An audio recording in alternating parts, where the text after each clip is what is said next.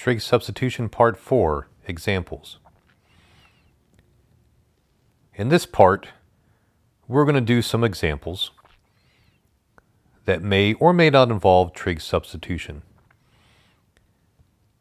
Since we have done practice already, I'm going to go through these integrals sort of quickly. Let's start with the first one.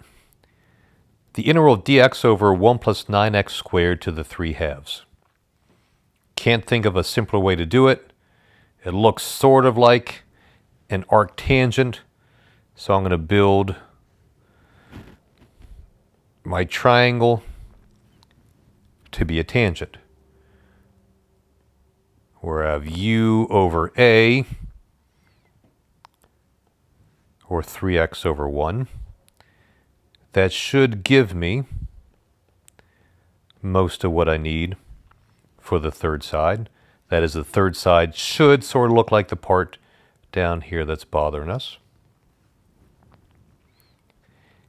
And then we'll do a tangent substitution, where tangent theta is opposite over adjacent.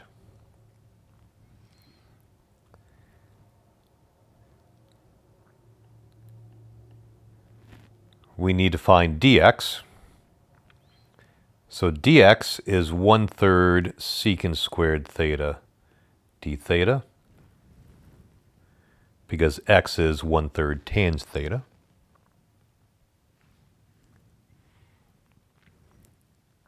And then cosine of theta is 1 over the square root of 9x squared plus 1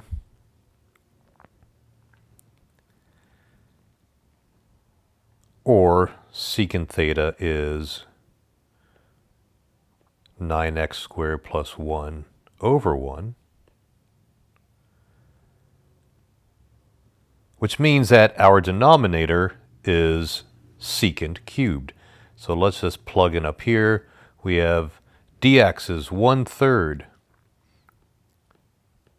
secant squared theta d theta. Just to show you down here that the denominator is indeed secant cubed.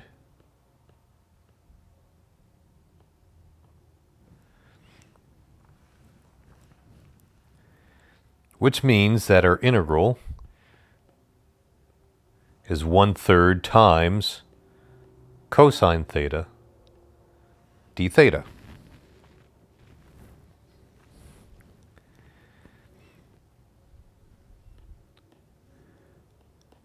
Which gives us 1/3 sine theta plus c.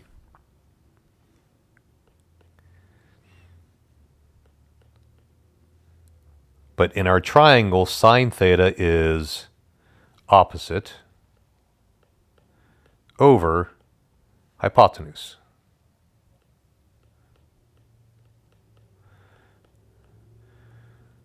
Where these 3's can cancel to give us our final answer.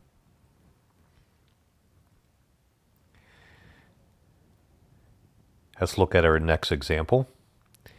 And remember that I'm going through these kind of quickly, so feel free to stop and pause. This form looks like an arcsecant to me.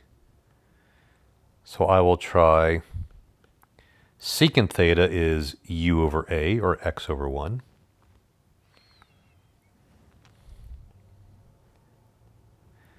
I'll build the triangle down here. Secant is hypotenuse over adjacent, which makes the third side by Pythagorean theorem square root of x squared minus 1. Feeling pretty good about this. If x is secant, then x cubed is, of course, secant cubed. dx is secant theta tangent theta d theta. And then the numerator over 1 is tangent theta. So now we can plug in, that is, we can substitute x's for thetas, and we get tangent theta times secant theta tangent theta d theta all over secant cubed.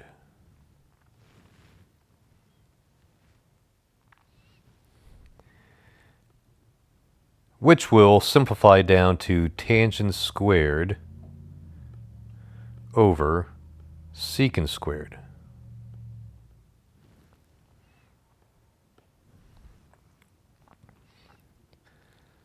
I'll let you go through the trig identities, but this will simplify down to sine squared d theta.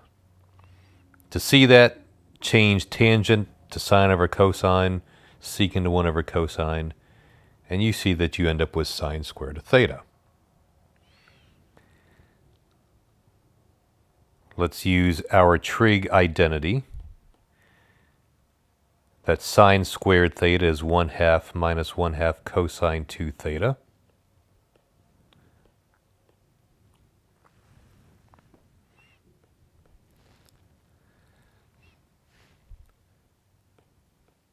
Finding the antiderivative, we get 1/2 theta minus 1/4 sine of 2 theta plus c. And now we need to back substitute. So how do we handle the sine of 2 theta?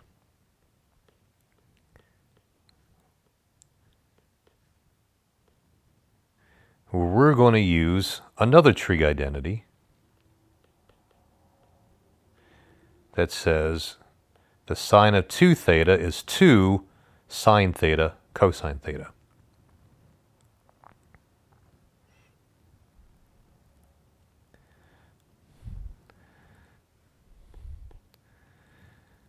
I'll simplify it one more time. We get 1/2 theta minus 1/2 sine theta cosine theta plus c. And now we can back substitute. So theta is the arcsecant of x.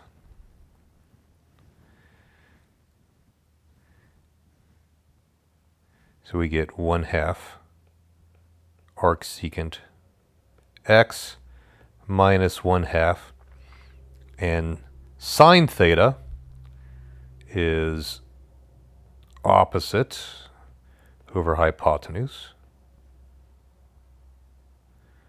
Cosine is adjacent over hypotenuse.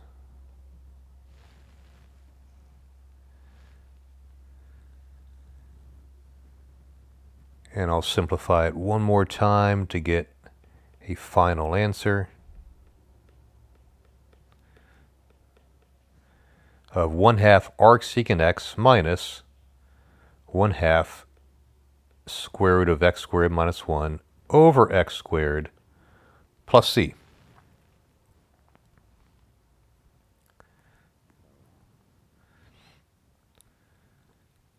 Third example, the square root of root 25 minus x squared, which looks a lot to me like a sine theta substitution. So I'll do sine theta is u over a. Confirm over here. Sine is opposite over hypotenuse. Pythagorean theorem on the third side gives me what I'm hoping for.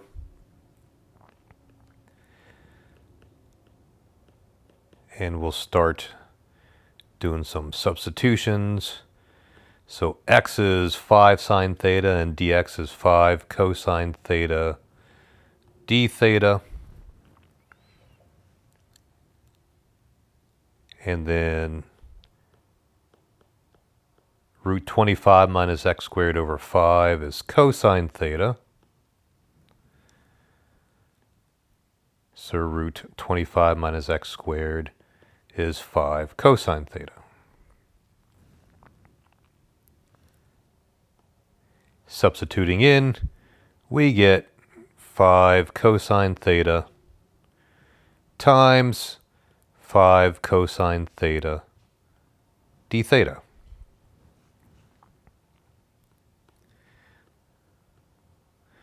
Which is 25 times the cosine squared. But I'll go ahead right now and replace cosine squared with 1/2 plus 1/2 cosine 2 theta.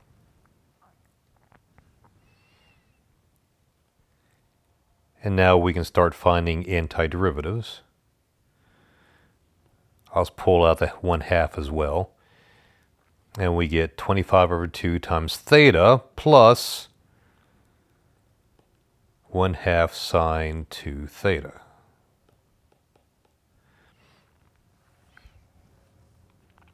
Talk through this here because I did a couple steps. I pulled the 1/2 out for both of these. And then the back part, I'm integrating cosine of 2 theta because the 1/2's already gone. But that gives me 1/2 sine 2 theta. So I have 25 over 2 times theta plus, remember from the last problem, the sine of 2 theta can be written as 2 sine theta cosine theta. There's a half there, so I have 1/2 times 2 sine theta cosine theta.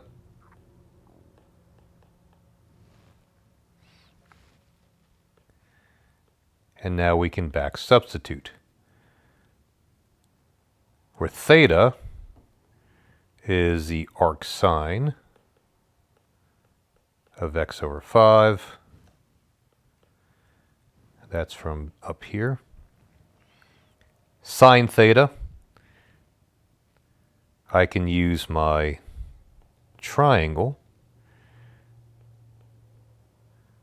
which is opposite over hypotenuse, times cosine theta, which is adjacent over hypotenuse, plus c. And that can be simplified a little bit, but I will leave it as is to finish off our final problem. This looks a lot like the one we just did, except that we have limits.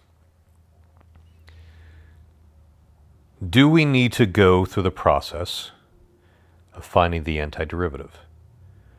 Well, you can, and I know it's a trig sub, or I could realize that y equals root 9 minus x squared is the top half of a circle with radius 3 centered at the origin.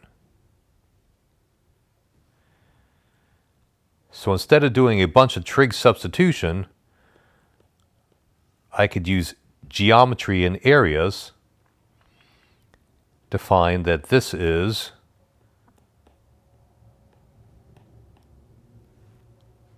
one-half the area of a circle, or 9 pi over 2.